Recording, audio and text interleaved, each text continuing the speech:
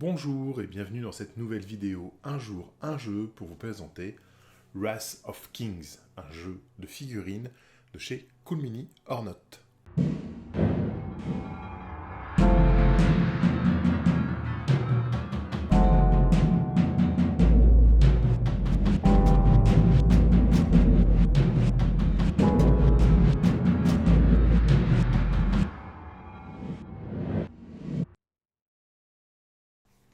Wrath of King est un jeu de figurines édité par Cool Mini Or Not qui a été financé via un Kickstarter. C'est malheureusement un jeu de figurines qu'on va avoir du mal à trouver aujourd'hui. Il n'est plus supporté par l'éditeur et a eu assez peu de sorties, assez peu de soutien en dehors de la campagne Kickstarter. C'est un jeu en activation alternée où on va avoir une petite particularité, c'est que soit on va activer une figurine dans une armée, ça va être un jeu d'armée, on a des escouades et des trucs comme ça, soit on va activer une figurine, soit on va pouvoir activer une unité si on active le leader avec toutes les figurines autour. Donc il va permettre de pouvoir faire des actions combinées qui forcément vont être plus intéressantes.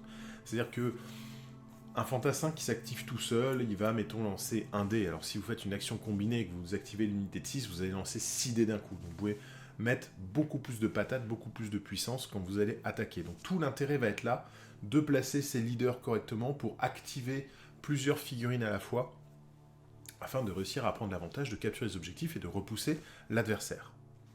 Mais ce n'est pas la seule originalité du jeu. Et ce jeu, vraiment, c'est une grande déception pour moi qu'il ne soit plus supporté et que ce soit aussi difficile à trouver, parce qu'il y a plein de choses excellentes dedans. Et je ne vous cache pas que si je travaillais par hasard sur un système de jeu, actuellement, il y aurait beaucoup de choses qui seraient inspirées de Wrath of King. Déjà, dans Wrath of King, on va jouer avec des D10, c'est pas le truc le plus innovant du truc. On va avoir des cartes de profil en fait. On va avoir une carte pour chaque figurine. Voilà. Donc, dans le livre, vous avez tous les profils qui est de la vague 1, donc qui étaient sortis pendant le Kickstarter, qui sont présentés avec une page d'illustration, une petite histoire sur cette figurine-là, et sa carte. Mais en fait, chaque figurine est vendue aussi avec une carte physique qui est recto-verso. Vous allez avoir la charte de défense et les caractéristiques sur le recto, et les compétences au verso. Et ce qu'on va avoir là, la charte de défense, c'est toute la magie de ce système. La charte de défense, on va avoir les chiffres de 1 à 10 qui vont être représentés, et il va y avoir des symboles. Et les symboles, il y en a beaucoup. C'est peut-être le petit défaut du jeu, c'est qu'il y a beaucoup de symboles. Mais en fait, quand on va attaquer, tout simplement, on va regarder combien on a de dés d'attaque, et on va les lancer et consulter le résultat sur le tableau de défense de la cible. Voilà. Il n'y a pas de valeur d'attaque, il n'y a pas de score à atteindre ou de trucs comme ça en fait.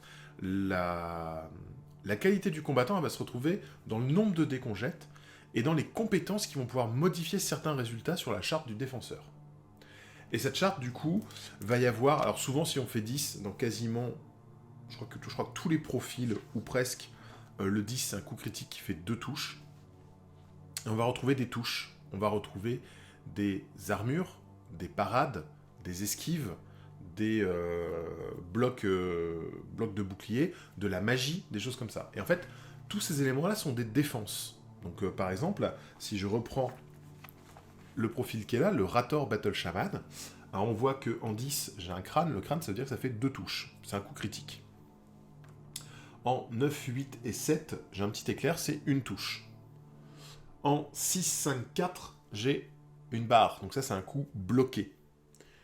En 3, 2, 1, j'ai une étoile, c'est une protection magique. Voilà. Et donc de base c'est ça, ça veut dire qu'en fait, si je veux lui mettre un dégât, il faut que je fasse 7, 8 ou 9, et pour lui mettre 2 dégâts, enfin 2 touches, il faut que je fasse 10. Tous les autres résultats sont des échecs. Sauf que, dans mes compétences, peut-être que je vais avoir un personnage qui passe à travers les défenses magiques. Ce qui veut dire que d'un coup, le 1, 2, 3, qui sont des défenses magiques, deviennent des réussites. Voilà.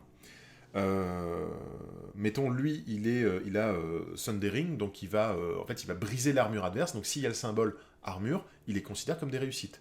C'est-à-dire qu'un personnage qui, par exemple, va avoir armure en 4, 5, parade en 6, 7, ou des trucs comme ça, le 6, 7 reste un échec, mais l'armure, grâce à Sundering, devient une réussite. Voilà. Donc c'est le truc qui est peut-être un peu compliqué dans la règle, et en même temps, c'est hyper prenant quand on joue, de lancer les dés. En fait, tu lances les dés et tu constates après ce qui se passe, en consultant le petit tableau du défenseur. Donc il n'y a pas de truc avant, il n'y a pas de possibilité d'amélioration ou de trucs comme ça. Et du coup, tu vas simplement, si tu as des relances ou des trucs comme ça, relancer ceux qui sont ratés. Mais c'est-à-dire que selon les compétences que tu vas avoir et selon la charte du défenseur, ben, peut-être que tu es de 6 à 10, c'est réussi, et le 4 aussi est réussi, mais pas le 5. Voilà. Et du coup, il y a tout un système comme ça que je trouve hyper frais, hyper original, et ça j'aime beaucoup. Il va y avoir une autre particularité que je lui trouve à ce jeu et qui est assez cool, en fait. Euh, en termes de taille d'armée, en termes de recrutement, on va avoir tout simplement un nombre de rangs et des catégories. Il y a 3 catégories de combattants dans le jeu. Il y a les combattants, les leaders et les spécialistes. C'est marqué sur votre carte. Voilà. Donc, par exemple, si je reviens, le Rator Battle Shaman que j'ai là, c'est un spécialiste de rang 1. Il y a une valeur de taille, puisque tu peux voir une taille à travers un truc plus petit. Voilà, si tu as un taille 3 qui se planque derrière un taille 2, il est plus grand, donc tu le vois quand même. Il va y avoir des effets comme ça. Et c'est un spécialiste. Par exemple, si je tourne la page, je vais avoir Shadrus Hakim, Beast of Oram, avec des magnifiques concepts de Guiton que j'adore. Et lui, par exemple, ça va être un spécialiste rang 2. Voilà. Et en fait, la taille de la bataille, vous mettez d'accord sur une taille de bataille. Alors, je crois qu'il y a 3 ou 4 tailles de bataille dans le truc. Et la taille de la bataille vous dit, vous allez avoir 12 fantassins rang 1, 3 leaders rang 1 et 6 spécialistes rang 1, par exemple. Et du coup, vous prenez ça. Mais vous pouvez prendre du coup, vous pouvez répartir ces rangs parmi n'importe quelle unité tant qu'elle a le rang et la classe correspondante. Et vous pouvez transformer 2 rangs 1 en 1 rang 2. Voilà. Et du coup, ça veut dire que si j'ai le droit d'avoir 2 rangs 1, je peux prendre 2 Rator Battle Shaman, 2 spécialistes rang 1, ou je peux prendre un seul Chaldus Sacrim. Voilà. Je trouve ça super simple en termes de liste d'armées. Et ça va être toujours des chiffres comme ça, souvent des multiples de 6 en fait. Donc ils sont à la fois multiples de 2 et multiples de 3. On va aller voir par exemple la taille des batailles qui est estimée. Et du coup, ça reste des batailles qui sont pas énormes en termes de figurines. Donc pour une intro par exemple, donc petite bataille pour découvrir les règles, il conseille 2 leaders de rang 1, donc tu peux transformer en un leader de rang 2 si tu veux, 12 infanteries de rang 1, donc tu peux monter à 6 infanteries de rang 2, ou un petit mix, hein, tu peux faire 3 infanteries de rang 2 et 6 infanteries rang 1, voilà, ça fait toujours 12 au total, et 2 spécialistes rang 1, donc tu peux être un spécialiste rang 2 si tu veux. Voilà. Et ça permet donc une petite bataille, au maximum, tu vois, il y aura 16 figurines. Il y aura entre 8 et 16 figurines sur la table, par joueur. En escarmouche, par exemple, on va avoir 3 leaders rang 1, 18 infanteries rang 1, 2 spécialistes rang 1, et on va choisir 2 options, enfin on choisit 2 fois parmi 2 options, soit 3 infanteries rang 1 supplémentaires, soit un spécialiste rang 1 supplémentaire. Voilà.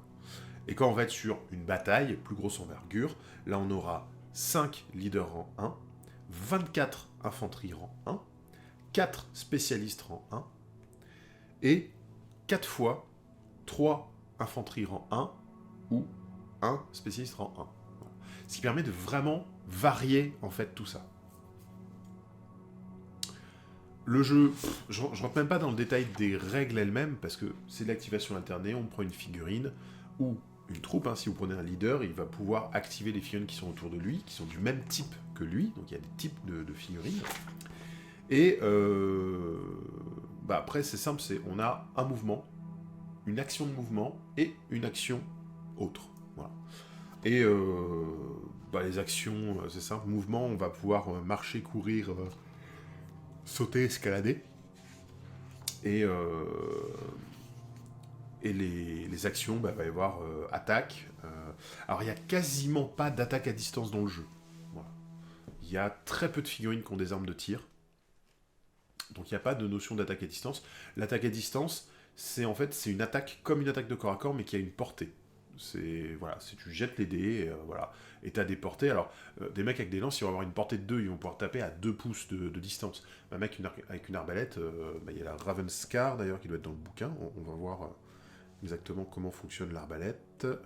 Donc pour l'arbalète, c'est simple, c'est une attaque de 1 dé à une portée 8. Voilà. Est-ce qu'il y a des trainings, machin, non. Il n'y a même pas de règle spéciale sur l'arbalète, voilà. Donc il y a assez peu d'armes de tir, et vous voyez, elles sont pas, ça va pas changer la phase de la partie. Voilà. Sachant que l'arbalète, là, en l'occurrence, est sur un sergent d'unité. L'unité elle-même n'a pas d'arbalète. Au niveau du terrain de jeu, c'est conseillé de jouer sur un plateau en 120 par 120 avec environ 3 éléments de décor par joueur. Donc les décors ont... C'est encore une fois très classique, hein. Il est révolutionnaire dans certains points, et en même temps il est classique sur beaucoup de choses. Les éléments de décor, ils vont avoir des règles propres, c'est-à-dire qu'une ruine, ça va réduire le mouvement, la forêt, ça va protéger des attaques à distance, et tout comme ça. Voilà. Donc il y a une liste d'effets, de mots-clés de terrain. Alors, on peut avoir des nexus qui vont apporter des bonus aux attaques magiques. On peut avoir des murs qui vont apporter une protection au corps à corps. Il va y avoir plein de trucs. Il y a des tailles aussi sur les terrains, puisqu'on joue sur les tailles des figurines aussi. Donc une figurine peut se cacher derrière un décor qui a une taille supérieure à la sienne. Une figurine peut monter sur un décor, du coup elle ajoute sa taille à la taille du décor. Donc pour tracer une de vue et tout, ça peut être sympa. Donc c'est très classique au niveau des décors, etc. Alors, comment est-ce qu'on va marquer des points dans le jeu? En fait, on va choisir au début de la partie, une fois qu'on sait quelle est la faction adverse, on va choisir une motivation. La motivation, ça va être la manière dont moi je marque des points, ça va être ma mission. Et l'adversaire va aussi choisir la sienne, donc souvent on n'aura pas les mêmes motivations, et ça va donner un jeu qui va être asymétrique. La particularité, c'est que les motivations sont rangées dans des catégories, dans des thèmes, et chaque faction n'a accès qu'à 2 thèmes, parmi les 5 ou 6 thèmes qui existent. Alors les thèmes, on a Duty, le devoir, on a la vengeance, on a Treachery, ce serait comment dire, la triche, les trahisons, trucs comme ça. Greed, l'envie, mais comment on dit, plus que l'envie encore, c'est l'appât du gain, quoi, et l'intrigue. Et donc à chaque fois, dans chaque catégorie, on va avoir 3 motivations différentes, ce qui veut dire que chaque faction a accès à 2 catégories, donc à 6 possibilités de marquer des points de victoire, mais pas les mêmes. Donc par exemple, si je prends la faction Goritsi, qui est une faction peuple de la nuit, vampires, loups-garous, trucs comme ça, en fait, ils vont avoir intrigue et treachery, donc par exemple, ils vont pouvoir capturer des prisonniers, éliminer un leader adverse pour le faire taire, ou voler des informations. Ou avec intrigue, ils vont pouvoir casser les lignes de support, l'approvisionnement, faire un peu d'espionnage, ou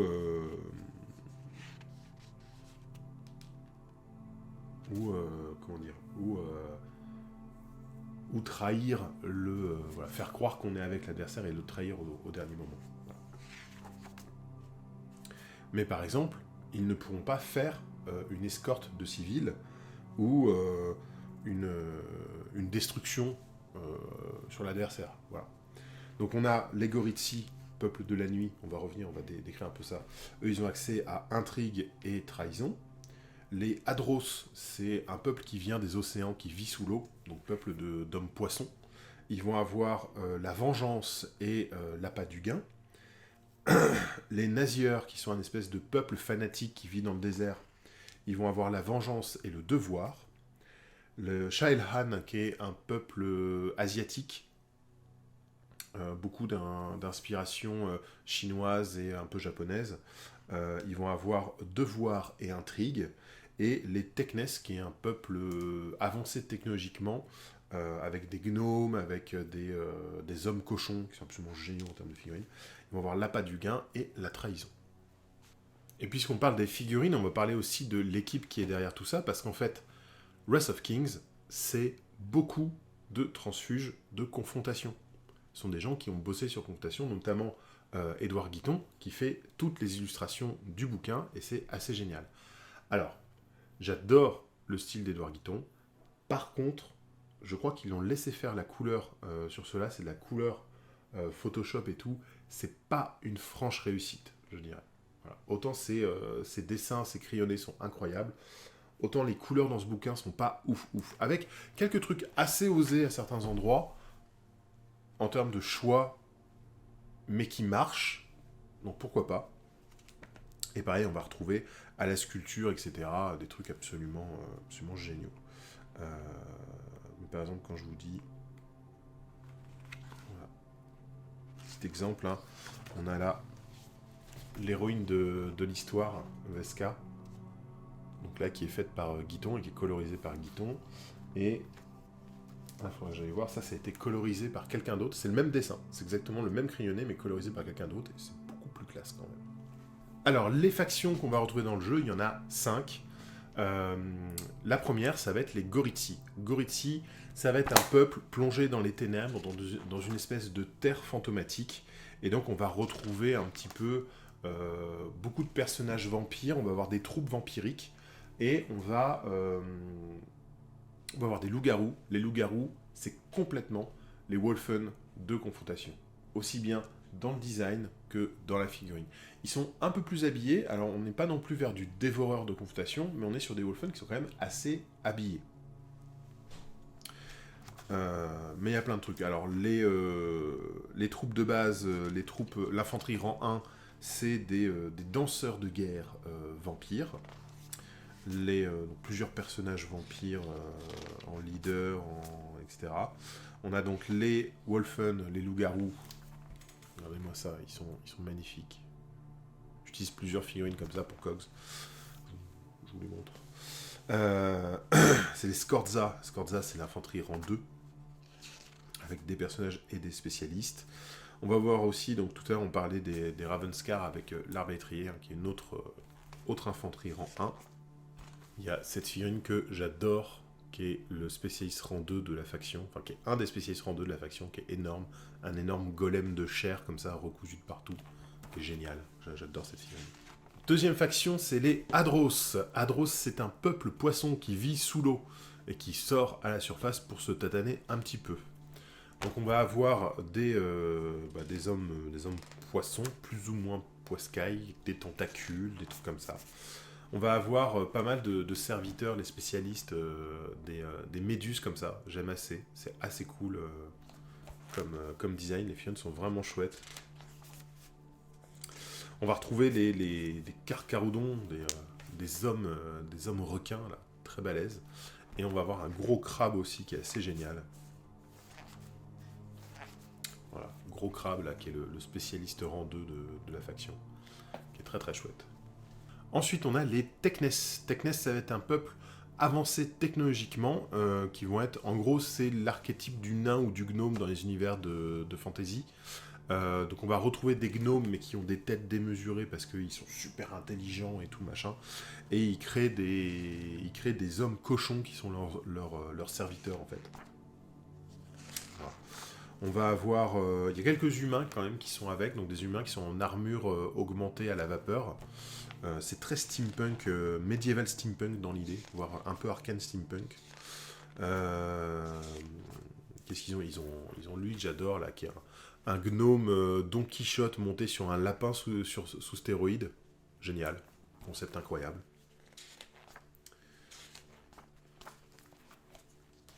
Il y a ce poulpe aussi, qui est sur la tête d'un enfant, mais le poulpe est tellement énorme que l'enfant, on dirait que c'est l'enfant qui est intégré dans le poulpe. Voilà. Et The Mighty Thor, qui est un minotaure cybernétique, en gros. Assez génial, voilà, donc un spécialiste rang 2, caractère assez balèze, et Cage, que j'adore, qui est aussi un spécialiste rang 2, ça pareil, j'en avais pris plusieurs lors du Kickstarter à l'époque, parce que j'adore le design de la figurine. Même si la faction ne branchait pas du tout ça, le design de la figurine était trop bien. Enfin, il y a les Nazieurs. Nazieurs, c'est une de mes factions préférées en termes de figurines. Donc, c'est un peuple de fanatiques qui vit dans le désert, et donc ils ont des hommes de main humains. C'est presque le truc le plus simple, quelque part.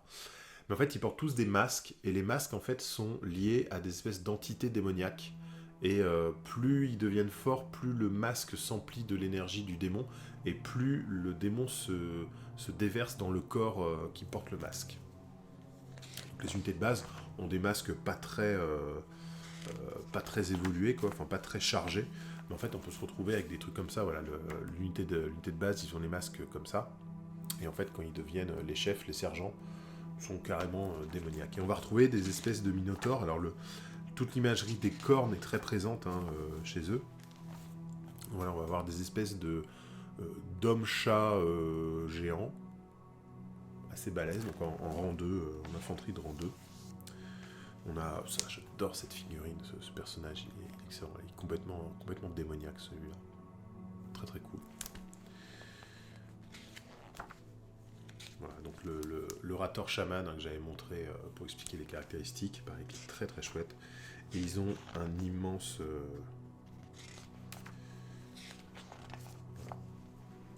Arkazan Greathorn. Voilà. Le spécialiste rang 2. Lui, il est bien gros, bien balèze. Et enfin, la toute dernière faction, c'est Shell-Han.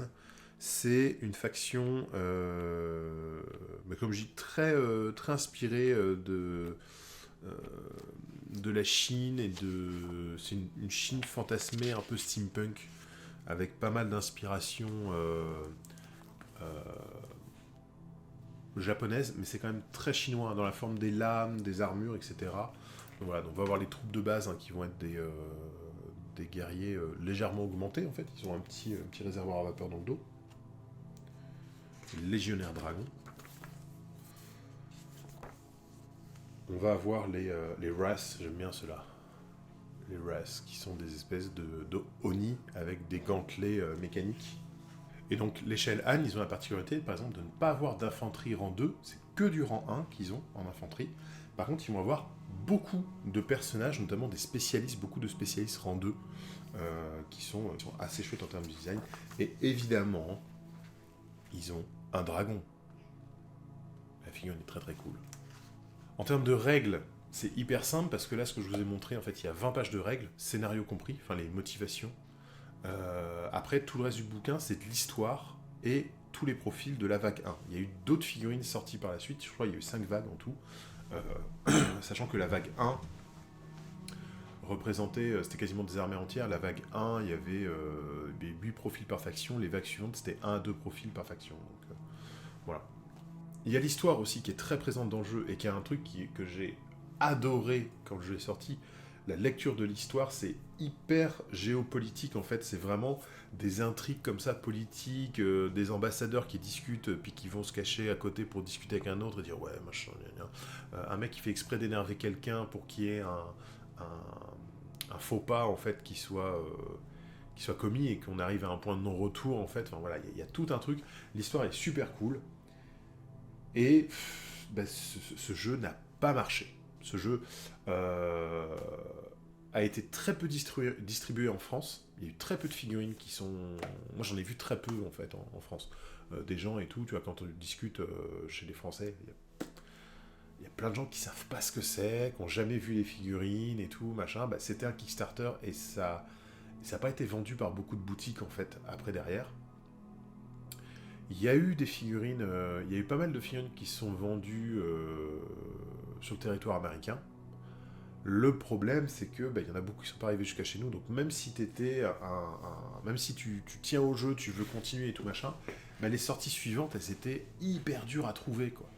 Et le problème que je constate moi aujourd'hui, moi qui aimerais bien compléter un peu mes armées, j'ai du Nazier et du Goritsi, j'ai un petit peu de tout en faction, mais j'ai de quoi jouer, Nazier et Goritsi. Euh, En fait, si je veux compléter mes armées, je trouve plein de trucs aux États-Unis pour une bouchée de pain, mais avec des frais de port immondes. Alors que en France, quand j'en trouve, ça coûte super cher. Donc voilà, donc j'arrive pas à trouver à bon prix du Wrath of Kings. Donc si vous en avez, ça m'intéresse. Sachant qu'il y avait il y avait plein d'exclusivités aussi avec le Kickstarter, des personnages, des trucs comme ça et tout. Il y avait le King, le roi des rois, mais qui est une entité tellement balèze qu'en fait, sa charte, tu peux lui mettre aucun dégât. Et il a un nombre de dés et tout, il tue tout le monde. Enfin, mais tu veux faire un scénario avec pour voir combien de temps tu arrives à tenir en face, mais.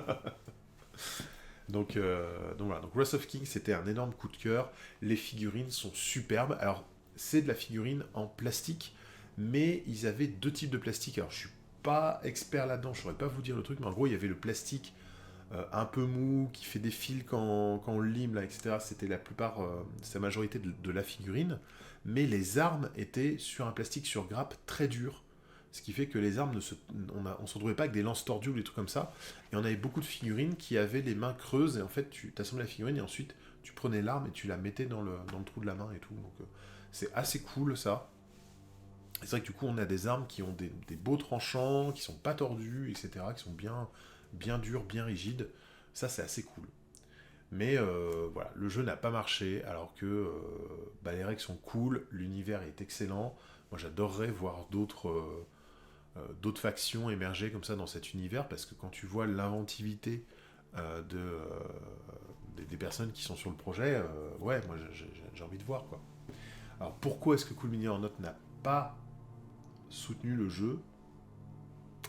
Et ce qui est horrible, c'est que ça leur a vachement desservi en fait de pas continuer le jeu, parce que quand le Trône de Fer s'est fait en Kickstarter, ils avaient déjà annoncé l'arrêt de Wrath of King, et en fait beaucoup de gens ne sont pas allés sur le Kickstarter du Trône de Fer en se disant de toute façon c'est un jeu, une fois qu'ils ont fait le Kickstarter, il sera pas soutenu, donc un jeu de figurines qui est pas soutenu, c'est un jeu qui disparaît. Tu vois. Un jeu de plateau, tu peux le sortir et plus jamais t'en occuper, il est complet. Un jeu de figurines, tu peux pas te permettre de faire ça.